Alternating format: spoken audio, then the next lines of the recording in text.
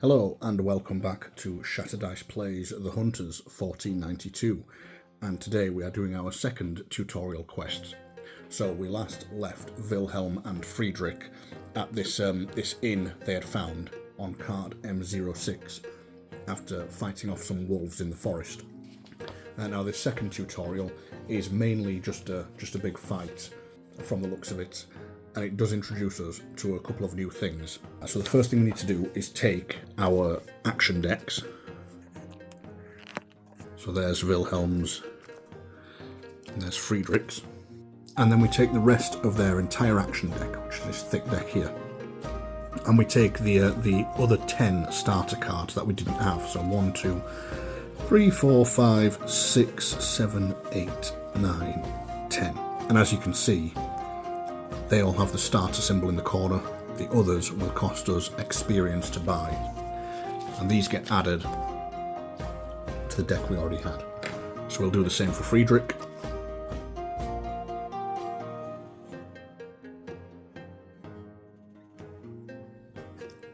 And then the tutorial explains to us about reactions, which you probably saw them in the last episode on the bottom half of the card. So reactions are, like you might expect, a reaction. They kind of add to a hero's action or does something during the turn. So they can take place at 4 points during the turn, and these are colour-coded. So if it's red, it takes place during the enemy turn. If it's green, it takes place during your turn. And that's also enemy turn. If it's blue, it's an ally's turn. And there is another one, but I'm not sure if he has any. No, doesn't look like it. Wilhelm doesn't have any. But there's also a purple reaction that can take place either in your turn or an ally's turn. So how reactions work is when we play them, we can play one reaction per action we played during our turn. So if I'm not mistaken, that means you can only react after your turn has gone, because you can only play one reaction per action played, and if you haven't activated yet, then you haven't played any actions. So essentially we should be able to play 2 reactions by the end of the turn, and we have when it's played here, and then if it's more specific it tells us here. So for example, with this draw attention, we played in the enemy turn and we play it at the beginning of the enemy attack. The enemy performing an attack, a melee attack, on your space must target you instead of your ally. So that's probably going to be quite handy. And those are our completed starter decks, which we now get to use to their full effect. Okay, so now that we've got those sorted out, we're going to go straight into Quest 2. Which means we need to bring back our battle book. Okay, so this is our map setup. And as you can see, this is a double page spread, so this takes up even more room. Which means you won't be able to see the character stats, but I'll try and keep you updated on those. So the first thing we'll do is place our time token up there. And then we will have a look at Quest 2. So Quest 2, the inn. You approach the welcoming light of the inn. The gate out front is open and creaks softly in the night's cool wind. Something is amiss. The yard is empty, and there isn't a stable hand in sight. As you approach the door of the inn, you abruptly make out muffled screams from within. Blood seeps slowly from under the door, and you draw your weapon and kick it in. The corpse of a young woman lies in a pool of blood shining in the light of the hearth. Behind the bar, a group of thugs armed with clubs laugh as they kick at the badly beaten innkeeper, trying to crawl away around the corner of the bar. A man in a jaunty beret stands over a few patrons, huddled on the floor in the corner of the room. He spins in your direction as the door flies open and aims the crossbow squarely at your chest. Helmut, we have guests. Okay, so deployment. So for 2 players, we have 2 bandits, and 1 crossbowman starts with 2 damage for 2 heroes. Okay, and 1 damage for 3 heroes. And we have 1 innkeeper ally. Now, your quest goal is to keep the innkeeper alive and survive with at least 1 conscious hero for 5 rounds. And then we have special rules. The innkeeper performs no actions and merely hides behind the bar, trying to survive. He has no defense and his health is 4. Each enemy who is in range to perform a melee ranged attack in 1 action at the beginning of their turn rolls d6. If the result is 1 or 2, the innkeeper becomes the target of the attack. In any other case, a given enemy attacks the heroes according to normal rules. Basically, at the start of their turn, enemies roll a die. On a 1 or 2, they will attack the innkeeper. So we need our bandits and our innkeeper. So it basically just says to use any other miniature to represent the innkeeper. So I'm going to use this bandit miniature, who is painted with blue and yellow stripes. He goes on space 1, and that's the innkeeper. Then we have 2 bandits. So 1 is there, and 1 is down there. And then we have our crossbowman, who is down here.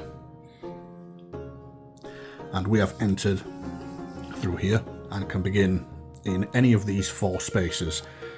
So I'm going to place us here, so we can hopefully get up close and start defending that innkeeper as soon as possible.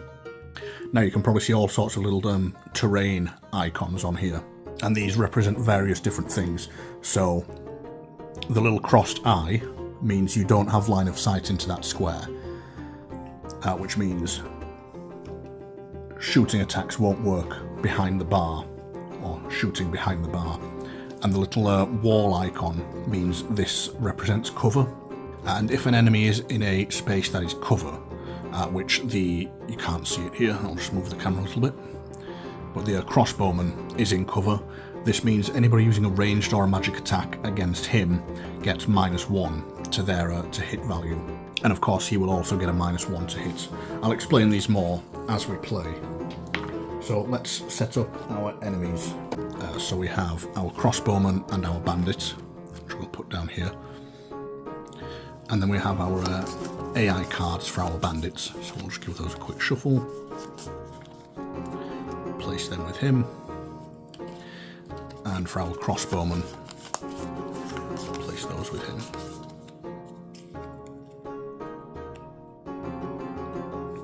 And then we are ready to begin. So we need to look at our perceptions. So the crossbowman, if we take a look at him, his perception is 2. So if we remember from last time, our perception is 0. So he will definitely be going first. But the bandits have a perception of 0. Which means, unlike most games, where it's usually quite punishing and the enemy goes first, we in fact get to decide whether we go first or the enemy goes first. So we will probably be going first. But of course, regardless of that, the crossbowman is going to get the first turn. So we'll reveal an action card for him. Okay, so he is more than 2 spaces away from any target. Well, he's 2+ spaces away. So we're going to ignore these top 2 and go straight down to this one. So he's got a range of 3, which means he can potentially hit the innkeeper. So we'll roll a die, and on a 1 or a 2, he's going to target the innkeeper. Because I think the innkeeper only becomes a valid target if we roll that 1 or 2. So he's not going to attack the innkeeper. So he's going to attack the farthest target. So of course, we get to choose. So he needs a 3 or less. And this symbol here means pierce 1, so it will ignore 1 point of our defense. But we don't have any defense, so that's nothing to worry about. And then after he's done this, he'll gain 2 defense tokens, which I'll cover in a moment. So the first thing we need to do is determine his attack. So he's going to roll 2 dice because it's ranged, and he will add his agility of 1 to it. And cornered. If after performing the parting leap, okay, he's not performing a parting leap, so we don't need to worry about that just yet. So he's going to target. He's going to target Friedrich. Okay, he gets a 4 and a 2. and he needed a 3 to hit, so he gets 1 successful hit, and he adds his 1 agility point to it. So Friedrich takes 2 damage and is reduced to 2 health. And then he gains 2 defense tokens. So we'll put those on his card. Now, a defense token means for an enemy, next time he's attacked, he will automatically discard both of these tokens. And for each token discarded, he will add 1 to his defense value. So he's basically making himself harder to hit. Right, now we're in quite a bit of trouble because we're very low on health. So we're going to use Friedrich Baumann first. So we're going to take his 5 starting cards and see what we've got. So he's got bandage, stimulant, bandage. Okay. So I think the important thing for him to do right now is to heal up. So he is going to use a bandage on himself to give himself 3 health.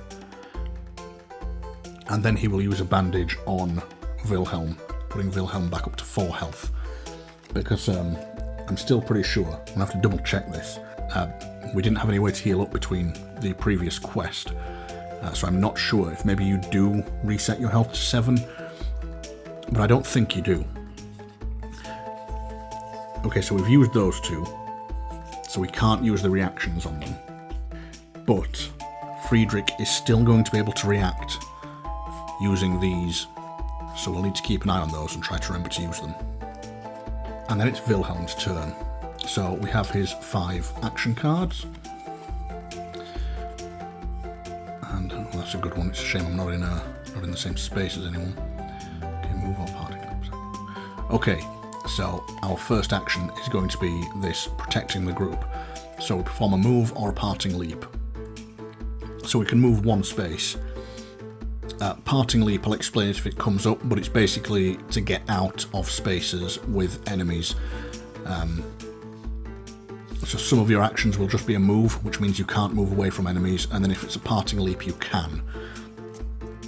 So we're going to use this move and parting leap, or move or parting leap, to move 1 space, and he's going to move into the same space as this guy over here. So we roll our 1 die, and we need a 2 or less. Okay, so we get the cross swords, which is a 6, so we don't get a success from that, but we do get to add our strength, which, as we recall, is 2. And then we take a look at the bandit's card, and we see he's got a defense against melee of 2, so we actually don't do any damage to him with that first attack. So we are going to need to try and put some serious hurt on him. So the best chance of that, I would say, is going to be to use this flurry of blows, which gives us 2 attacks. So our first attack, again we need a 2 or a 1. Oh, we get the cross swords again. So again, that one does nothing. So we'll try for the 3rd attack, and we get a 4, which again isn't enough to hit him. So this is going to be tough. I think we're going to struggle to actually do this. So then the bandits get to go. So we'll draw their action card. Okay, so attack 2. So we'll do this one first because he's within range. Now these lines are difficult terrain, which means when you move across those lines, you have to stop your movement. So there is a chance that he could target the innkeeper. So on a 1 or a 2, he'll target the innkeeper. He doesn't. So he's in the same space as Wilhelm. So he's going to do an attack 2. And he rolls 2 dice. I'm getting a 2 and a 4. He hits for 1 plus his strength of 1. So that's 2 damage on Wilhelm, dropping Wilhelm to 2 health. So when this bandit did his damage to Wilhelm, our medic has his reaction cards. So reaction during an enemy turn. Play on yourself or an ally when counting damage. So when we count the damage, cancel 1 damage suffered by you or your ally in a space or an adjacent space. So he is in an adjacent space, so we can spend that reaction. So Wilhelm doesn't take 2 damage, he only takes 1. And then another reaction. In fact, we can use left swing to do the same thing again. So actually, Wilhelm doesn't take any damage. And then Wilhelm, he can also use his reaction cards. So, oh, that one would have been quite good to use. Yeah, I could have used that on my turn. Okay, but he can use this one. So play at the end of enemy attack. So technically I suppose I should have played this before I counted the damage. But the enemy who targeted you with the attack suffers stun. So we're going to play that and stun this bandit. So what's interesting about the stun ability is it says if a target is successfully dealt at least 1 damage with a stun attack, it cannot perform an action or penalty attacks on its next turn. Place the stun token next. So basically he will skip his turn. Now, if you're using an attack that applies stun, then you have to do damage. But since this is a reaction and it just gave him a stun token, I'm going to assume we don't need to have done damage to him to play that reaction. But I will have to check if that's the case. But I'm assuming because it wasn't part of an attack, we can just stun him. So luckily he's not going to do anything this turn. So we go up round 2. So we've got 2 cards left with Wilhelm. So we draw up to 5. And then Friedrich has only got 1. So we draw 4. 1, 2, 3, 4. Okay, and then we're ready to begin with the enemy turn again. So the crossbow will still be going first. So this time, let's see what he does.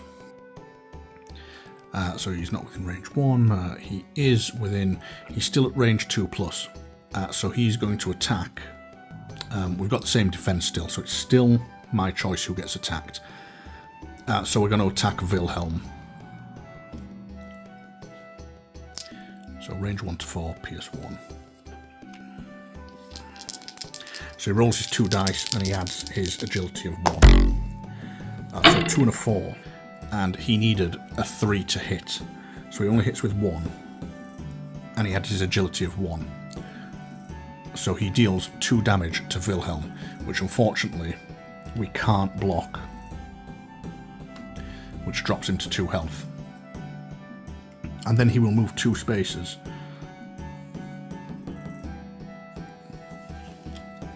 Which doesn't seem very sensible, since he was in cover. But I suppose... Oh, he could have attacked the innkeeper potentially, couldn't he actually? Let's see if he attacked the innkeeper. He would have done. So he wouldn't have hit... he wouldn't have hit Wilhelm. He'd have shot at the innkeeper. And the innkeeper is in cover. But this result was a 2, so it would have still been a hit because he would have rolled it would have been a 3. So unfortunately, he actually hits the innkeeper, doing 2 damage to the innkeeper, and then he moves 2. Okay, and then it is on to our turn, and I think we will have Friedrich go first. So we'll see what Friedrich can do. So we've got jump, decoction of reversal. That's quite good. Oh, Greek fire.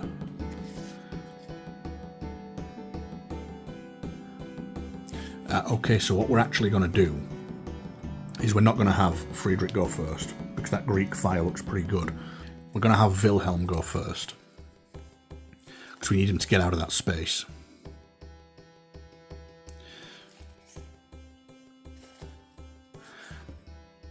Okay, so he's going to use Pummel, because we can see here, Pummel, it's attack 2, but it's +1 dice if the enemy has no wounds on them. So since he's stunned, we're going to go for the crossbowman, who does unfortunately have these 2 defense tokens on him. So it might be better not to go for him, actually.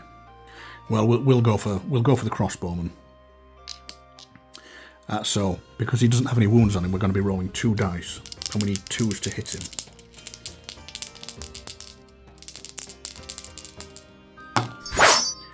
So we get a 2 and a 5. So we add our 2 strength to that, which gives us a total of 3 successes. The crossbowman has 1 defense against melee weapons, so he will spend both of his defense tokens, and then his natural defense means he blocks the damage. So unfortunately we didn't deal any wounds to him. Now the unfortunate thing here is, because we have to do them in order, so if we move away from him, we won't be able to attack. So it's probably best for Wilhelm to stay there. Could be a little bit bad for him, but we'll see. So we're going to play Precise Blow. Now we only get 1 die for this, and it's a 6. But what we're going to do is use our reaction from our other Precise Blow card to reroll 1 die during the attack. Which gives us a 1, which means it's a critical hit, so we get to add another die, which is a 6. So that's 1 success plus his strength, which gives us a total of 3 successes. Now his defense tokens are gone, so he only has 1 defense against this attack, which means we will do 2 wounds to him. And he has 5 health, so there's still a little way to go with him. And then it is Friedrich's turn. So we saw that Greek fire. Now the thing with this is, it has a few special abilities here, so I'll just explain what they do. So this means it's a magic attack. Its range is 0 to 2. And this means it is an area of effect attack, and this means it is a fire-based attack. So area of effect means it will attack all enemies and friendlies in a space, so this will hit Wilhelm as well. The fire means it halves the enemy's defense against this attack. Everybody will be getting 0 defense against this, because they all have 0 defense against magic attacks. And it's also rolling plus 2 dice, but it doesn't use a weapon, so it will just be a 2 dice attack. But we need to make sure we don't hurt Wilhelm. So what we want to do is see if we can do anything to help him first. No, we can't, unfortunately. So Wilhelm's just going to have to tank this damage, and we're going to have to hope he's okay. So we're going to use the Greek fire. We're going to go for it. So it's just 2 dice, and we need a 2 or a 1 to hit. And we get a 1 and a 4. So that's a crit, so we add another die to the attack. Oh, that's another 1, I'm going to end up killing Wilhelm here. So we add another 1. Okay, that's a 3, which is a miss. So that's 2 damage. And then magic attacks use the character's intelligence skill to add damage. So his intelligence is 2, which means this is going to deal 4 damage to everyone in that space. Now, if you remember, poor old Wilhelm only had 4 health. So Wilhelm is reduced to 0 health, and he is knocked out. But both the crossbowman and the bandit will also take 4 damage, because they have 0 defense against magical attacks, which means the bandit takes 4 damage, which is enough to kill him. The crossbowman's dead, and the bandit takes 4 damage, and he has 5 health, so he is still alive. Okay, now we need to see if we can help Wilhelm.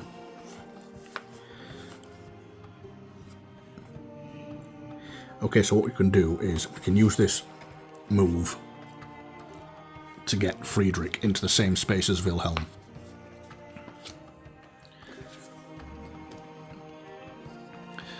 And then it's going to be the bandit's turn. So we'll draw their card. Right, now remember, this bandit is stunned, so he can't do anything this turn. So we can just ignore him. He doesn't get a turn. But this bandit over here... Oh, I forgot to move him. He should have moved to there last time. So he's 1+ space away. So he can't do this. So he's going to do this.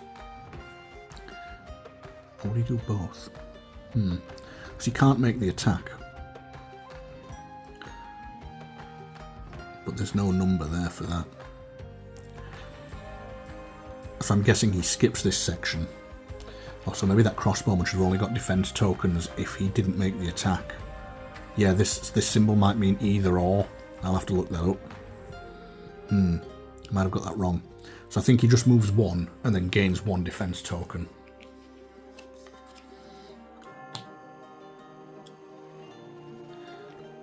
Bring us on to the end of that turn. It takes us to turn 3. So we refresh our cards, so...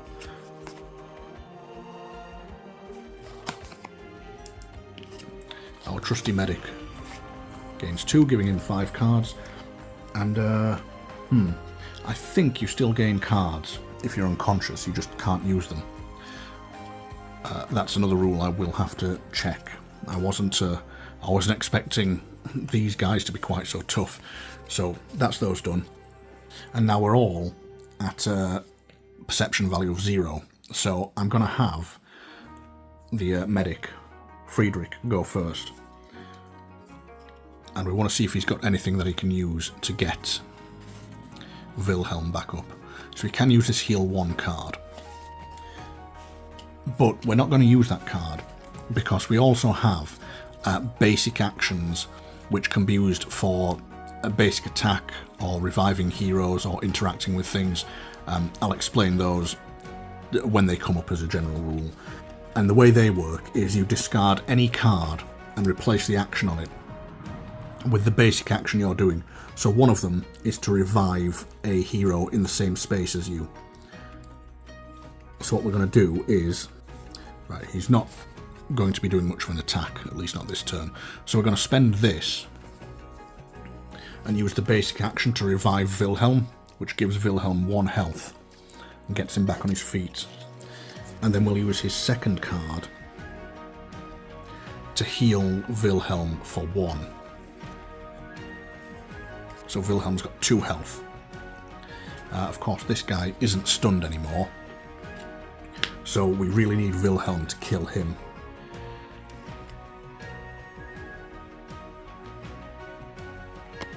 So we're going to use this draw attention to attack for 2. And then if we want, we can move afterwards. So we use our Cinqueda, roll 1 die. And roll a 2. Okay, that's a complete fail. And unfortunately, none of our reactions can do much. We might be able to use this one. Yeah. Okay, so this is the mighty status effect.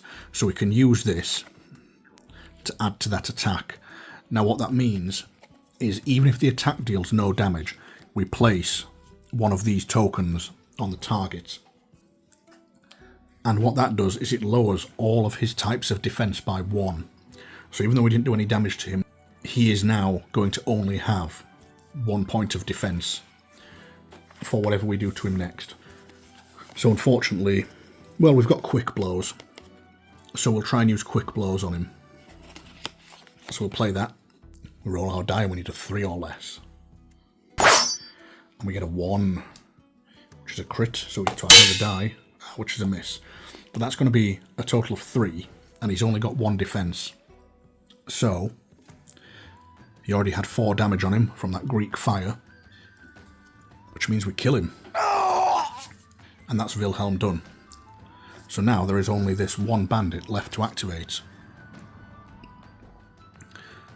So he can't attack, so he's going to move 2.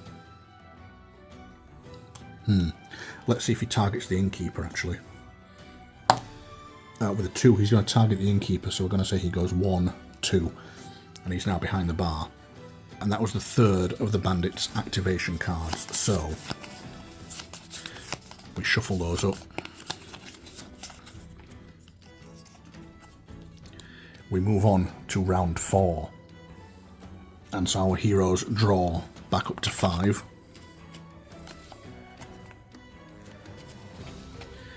And for Friedrich, 1, 2, 3. I think what we'll do is we'll have Friedrich go first. So we're going to use this heal 2 card on Wilhelm to heal him back up to 4 health.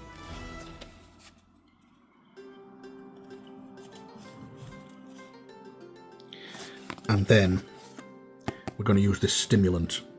So you and your allies within range 0 to 1 gain +1 accuracy until the end of this round. So we'll leave that in play there. And that's Friedrich's turn done. So Wilhelm will hopefully be able to finish this guy off. So we're going to use Assault, because that lets us do a move or parting leap. So we're going to move 1 into here. Now we've crossed this border, which means our movement automatically ends when you move across a difficult terrain line. But that's okay, because we didn't want to go any further anyway. And then we get to make an attack where we need a 1, but because of that stimulant, it becomes a 2. So our Cinquedier, that rolls a 5 and misses. So with a 2, unfortunately, he blocks all of that. But then we're going to use Flurry of Blows. So now, with the stimulant, we need a 3. Which we get. So we do 3 damage. His defense is 2. So he takes 1 damage. And then we get our second attack. With a 1, that's a crit. So we get to add another die to it. Oh, and that's a 2. So we add our strength to those 2, and that's 4. He blocks 2, so he takes 2 more damage, putting him on 3 damage.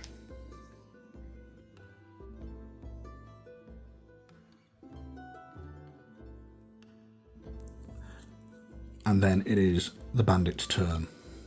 So we'll see who he targets. So with a 2, he's actually going to target the innkeeper. Okay. It does say at the beginning of their turn he has to be within range to perform the attack. So at the beginning of his turn he's actually not in range. So we wouldn't roll that. He would just target Wilhelm, since he's already in that space. So he's going to do an attack 3, and this is also an area of effect attack. Fortunately, there's only Wilhelm in that area. So he rolls his 2 dice. With a 3 and a 5, he gets 1 hit, plus his strength, so it becomes 2.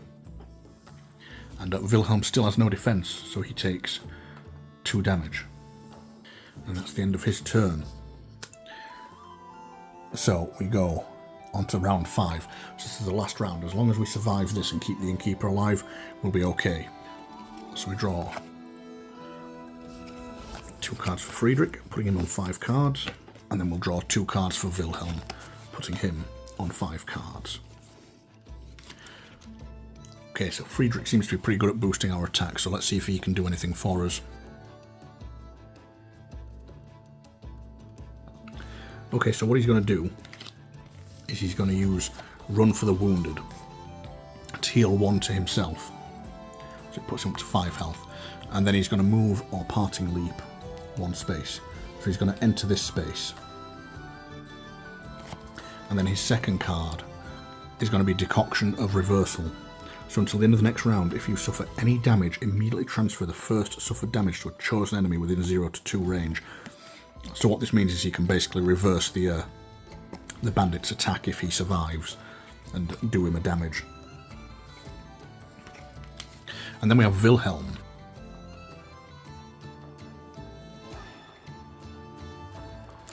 So we're going to start with this attack 3. and with this action he's going to play the jump attack reaction, because he gets +1 die during a melee attack versus humanoids. So it means his Cinque Dia is going to roll 2 dice. With a 5 and a 3, that is unfortunately only 1 hit. But we add his strength of 2 to it, so it becomes 3, and then we reduce it by his defense, meaning we do 1 damage to the bandit. So this bandit's got 1 health left, so we need to see if we can finish him off. So we're going to use our precise blow. And with a 2, that's a hit. So we add our 2 to it, which becomes a 3. We reduce it by 2 for the defense, so it does 1 damage, and he has 5 health. So we finish off this bandit and successfully save the innkeeper. And that was just in time for the last round. So that is it. That is the end. And once again, we are victorious. You hear a commotion in the yard over the clash of weapons, and a group of men-at-arms storm through the door and level their weapons at the bandits. As the bandits drop their weapons and the men-at-arms advance, the innkeeper limps out from behind the bar, clutching a mangled arm with one hand. "Many thanks for your help. I'd be dead at the hands of those brigands, 'tweren't for you. I'm in your debt. Please take this for risking your life." He hands you a small bottle of oily liquid as the soldiers begin arresting the bandits. "Smear some of this on your blade. 'Twill burn and fester something fierce." Each hero gains 1 experience and 1 morale. You gain a humanoid grease. You can choose the version for melee or ranged weapons, and 1 yarn resource. Okay, so we're going to have to go back to our characters. So here we are with our character boards, and as we can see, each hero gains 1 experience. So Friedrich is on 2, Wilhelm is on 2, and we all also each gain 1 morale, which is these over here. We haven't seen morale used yet. We also gain humanoid grease, and we can choose the version for melee or ranged weapons, and 1 yarn. And we get 1 of these yarn resource tokens, which goes with our wagon, and then we get to pick the melee or ranged humanoid grease, and we'll take the melee one because it's probably going to be good for Wilhelm as our main fighter. He dips his Cinque Dia in the greasy remains of those disgusting greasy bandits. So I'm gonna have to look up exactly what this does, but it looks like it targets humanoids, and that seems to be the reroll symbol, and that might be additional damage. I will have a look at that shortly. So he gains this, but unfortunately he can't actually equip it to his Cinque Dia, because as you can see here, there is no notch. The Cinque Dia can't be upgraded, so we'll need to get him a weapon that we can use that with. And then those are our rewards, so we'll return to the world map. Okay, so the first thing the Learn to Play book tells us about is how morale works now that we've just gained some. Okay, so I've just looked through the morale rules, and it's pretty simple. It's a resource that you can manage to add +1 to anything you do. So if you're performing a test, making an attack, or moving, you can lower this cube down the track to add +1 to whatever it is you're doing. However, when it starts reaching these red spaces, the first time it reaches a red space, you lower your stats by 1, and the second time you lower it by 1. And if there would be anything that would force you to lose morale again, you start taking damage. So it's just a little resource management track, which will be very handy, I'm sure. Okay, then after we've looked at morale, this teaches us about weapon additions. So that humanoid grease we got, we can just look at the token on here. So what this tells us is this symbol means it is only for 1 combat, 1 mission. This tells us it's used against humanoids, And this down here is the effect, which is poison. Which poison just means if you hit an enemy with it and successfully damage them, they will take 1 extra damage at the start of each of their turns. So you can get some that are single use, or once per quest. As you can see, this one is for an entire quest, and then you can also have permanent. So that's going to be pretty handy for Wilhelm. And then next we've got task cards and Tome of Tales. And as we saw at the end of that quest, we place J001 and J002 on M06. So these are our task cards. So we've got J01 and J02. So these are kind of like side quests. So we can place those there, and we can choose to do them if we wish. And since we have nothing else to do, we will do these tasks. So we'll start with the first task. So difficult to easy, good. Hired hands needed. If your muscles are strong, you don't tire easily, and you are willing to work for your pay, speak with the local innkeeper. So we turn this over. It tells us if you're interested and want to talk with the innkeeper. We read this entry in the Tome of Tales, and our reward will be 1 leather and 1 some other kind of resource. I'm not sure what that one is. So let's do that. So we take our Tome of Tales and we read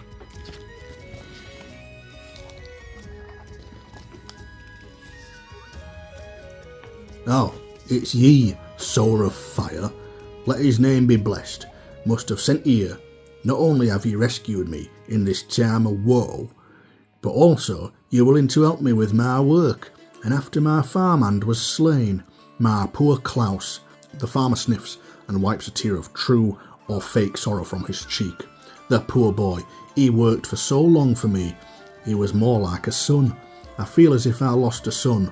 Well, whatever happens, I need to collect enough wood for the next month before I can hire someone new. So the task is simple. You need to go to Woodcutter's Glade in the forest nearby, get all chopped wood and bring it here. I'll give you an horse and a wagon so you'll make a quick work of it. So what you say, do we have a deal?" Okay, so we can accept his offer by placing S003 face down on M02. If we have no time to collect wood for now, place J00.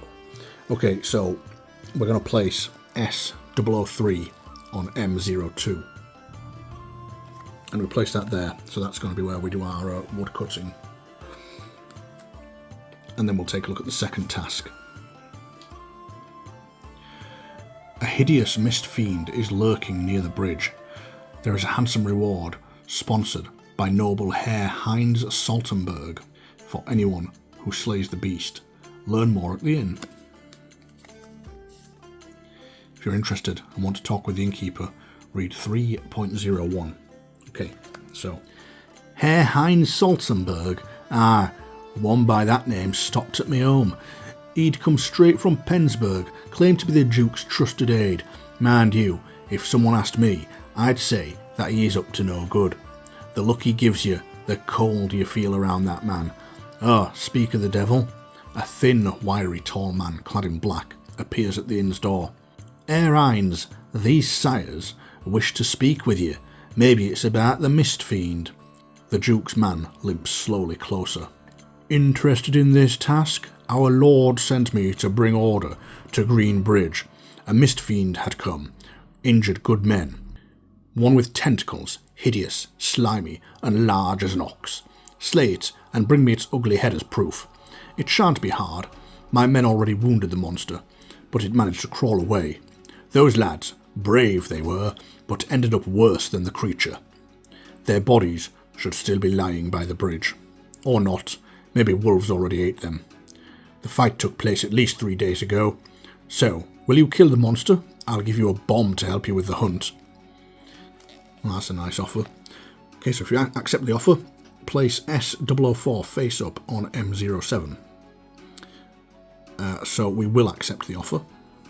So we place S004 on M07, which is here.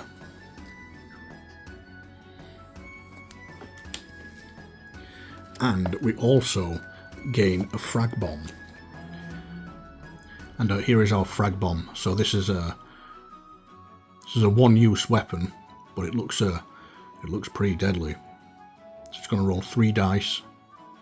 It has a strength value of 3, and we can just use that as an action.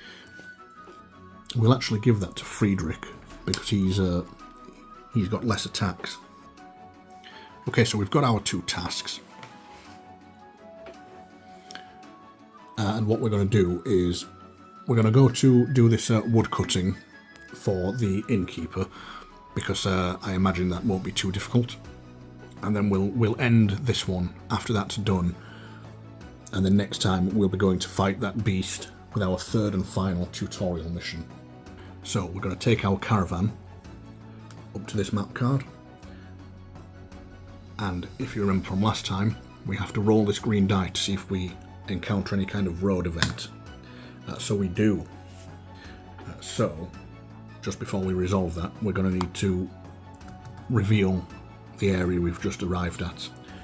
Right, so here we are at Andex Abbey, and that's cost us 1 day of travel time. And of course we rolled that green flag. We can see it's level 1. So we take our road cards and we draw from the bottom. And we've got statue. You see a tall stone statue by the road, sculpted to represent some ancient deity you know nothing of. The monument is damaged. Someone crushed its arms and smashed half of its face with a sledgehammer or a similar tool. A bunch of fresh wildflowers is lying before the statue, getting wet in light rain. Unnatural silence rules this place. The only smell, moist pine needles. Okay, so we can pass the statue by, or you never know which god might show their blessings. You decide to leave a bunch of herbs in front of the statue as an offering. Okay, so I don't have any plant resources, so I can't do that. We've only got this yarn, so we're going to have to pick A. Option A. When raindrops drip from the old stone, the statue seems to be weeping with its only eye. It keeps staring at you, silent, waiting for other adventures to show respect. Randomly choose 1 hero to lose 1 morale. Oh dear. Oh well. So on a 1, 2 or 3, it'll be Wilhelm. On a 4, 5 or 6, it'll be Friedrich. So it's a 6. So Friedrich loses 1 morale. Wilhelm probably wasn't smart enough to really know anything about any of that stuff. Went over his head. So unfortunately that knocks Friedrich's morale back down. Okay, and now, because we're on here, we immediately resolve this S003 card. So, the forest is peaceful and calm. You find a few piles of wood already waiting for you. A moment later, you start to carry the wood and load it onto the wagon. Everything is going smoothly for now. Roll a d6. A 2. It's probably going to be a bad result. Or maybe not, this game tends to reward low rolls. So 2.01.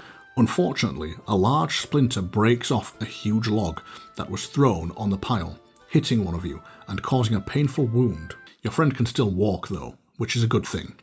After you bandage the poor lad, you head back. Okay, so a randomly chosen hero suffers 1 wound and gains 1 XP. Now, luckily, this game comes with a handy iconography sheet, because as you can see, there's a lot of iconography in this game. So we can see that little, well, it's a D, isn't it, for ducat. And then the other was leather. So, place a ducat and a leather for each of them on space number 6. Okay, so now we have to make a decision. We can return here, spending another day and collecting our rewards, but then we'd have to spend another day to travel to here, or we can travel diagonally and go immediately to S004, or we probably have to go back here for this one anyway. So we're going to spend a day to travel down to here instead, and then we'll come back. So we have to reveal the next card. So we are on our 4th day and we have arrived here. It's also level 1, so We don't get a road event this time. And, we don't have to immediately flip this. So we're going to flip this card. It tells us, in the late afternoon you reach the place Saltenberg mentioned. In the distance, an old stone bridge spans the two banks of the deep-set river, which the locals call Quicksilver. And then we read 18.01 in the Tome of Tales. So we're actually going to leave it there, and we'll make that. We'll read that entry in the Tome of Tales at the start of our next adventure. So that's it. I really hope you enjoyed this episode. I hope it's helping you learn the game. Of course, I'm learning it myself, so mistakes are going to be abound. So I do hope this is helping you, and I do hope it's helping you make a decision on whether you want to get this game or not. And if you're enjoying these, then please do subscribe. It helps the channel. Leave a like, share, comment, all that stuff. And thanks for watching, and I will see you in our third and final tutorial mission.